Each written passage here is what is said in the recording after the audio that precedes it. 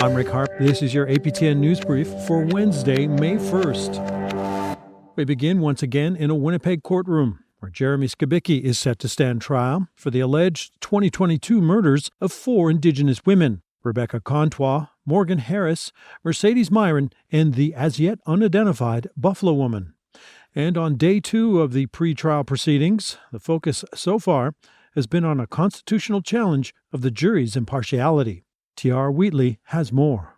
Day 2 of the Jeremy Skibicki murder trial continued with his lawyer trying to convince the judge to toss the jury and make this a judge-alone trial. Skibicki's defense focused on the effects of pre-trial publicity on a jury. They brought in an expert witness by video conference from her home in Florida. Christine Ruva is a cognitive psychologist. Her biggest argument is this: even the best instructed jurors cannot avoid bias. Her research is based on 24 studies across the U.S. It concludes that no juror is immune from bias because of exposure to daily news. Crown prosecutors focused on the difference between pretrial coverage in Canada and the U.S. In the States, the accused, witnesses, and even the police can freely talk to the media before a trial starts. Here in Canada, that's just not the case. There were fewer people in court on day 2. What was most noticeable? Family members of one of the women Skibicki is accused of killing moved closer to where he sat. Skibicki himself stared at the big screen in the room. He didn't really look at anyone else. The accused is facing 4 first-degree murder charges. He's pled not guilty to all of them. Jury is not expected to be present until May 8.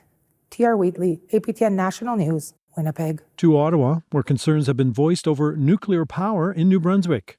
First Nations leaders came to the capital to say their consent was not sought concerning new power plants and waste on their traditional lands. Angel Moore reports. So we're sitting here today talking about nuclear waste and where to put it. At a press conference in Ottawa, Green Party co-leader Elizabeth May was joined by 3 First Nations leaders.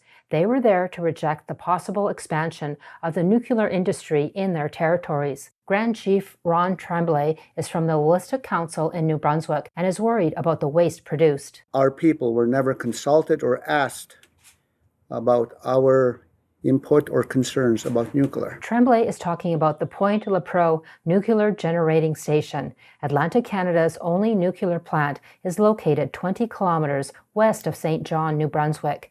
It provides the province of New Brunswick with 40% of its power. The plant is located in Passamaquoddy territory. Hugh Akaji is chief of the Passamaquoddy Nation. He says nuclear power is too risky. Every child needs to see what I saw. They need to see those fish. They need to see those trees. They need healthy air. And they do not need nuclear contamination for thousands of years. The plant uses uranium fuel refined at plants such as the Blind River Uranium Refinery. It's in Ontario, located on the ancestral lands of the people of the Mississauga First Nation.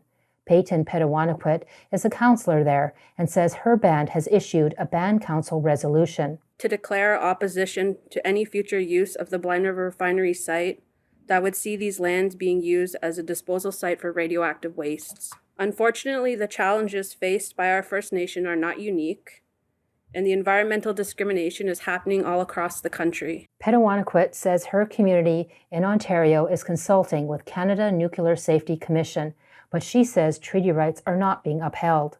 There's a lot more in-depth discussions that need to be had, and we really are at a point where we need to reset the relationship and ensure that our rights are being upheld. New Brunswick Power did not respond for an interview at time of air, and the Canada Nuclear Safety Commission said an interview was also not possible.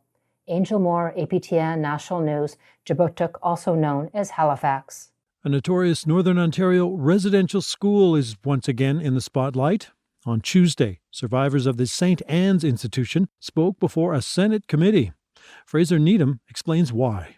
They spent $6 million fighting us. The Senate Committee on Indigenous Peoples is examining why institutions like the federal government and Catholic Church haven't released all residential school documents in their possession. St. Anne's was a residential school in Fort Albany that closed its doors in 1976. Survivor Edmund Metatawabin says it is frustrating the government continues to fight them in court rather than releasing the documents.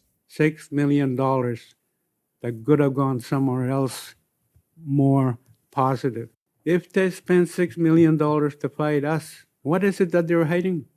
What is it that they're afraid of? We were mistreated, misled, and now we want justice.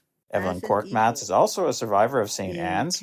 She adds another point of contention is the non-disclosure agreement signed between the government and Catholic Church, which allowed documents to be sent to the Vatican. And it is disgraceful on Canada's part that they have spent $6 million fighting us and hiding documents and sending them to Rome. These documents belong here in Canada. What needs to happen is a proper inquiry and bring in the people who've made these decisions, have them testified and be tested under oath. Faye Brunning is a lawyer who works with St. Anne's survivors. She says a full inquiry needs to be held into why Department of Justice officials have withheld documents from the independent assessment process and Truth and Reconciliation Commission. Because that's reconciliation, in my view, is when the internal processes, what happens behind the curtains. You draw back the curtains and let's see what's happening. What are the side deals? Where are they? And who made them?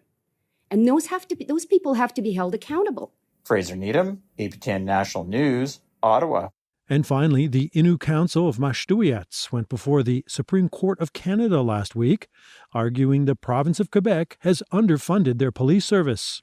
Back in 2017, the council first filed a lawsuit in Quebec's Superior Court, seeking $1.6 million to cover what they said amounted to 4 years' worth of deficit in public security funds.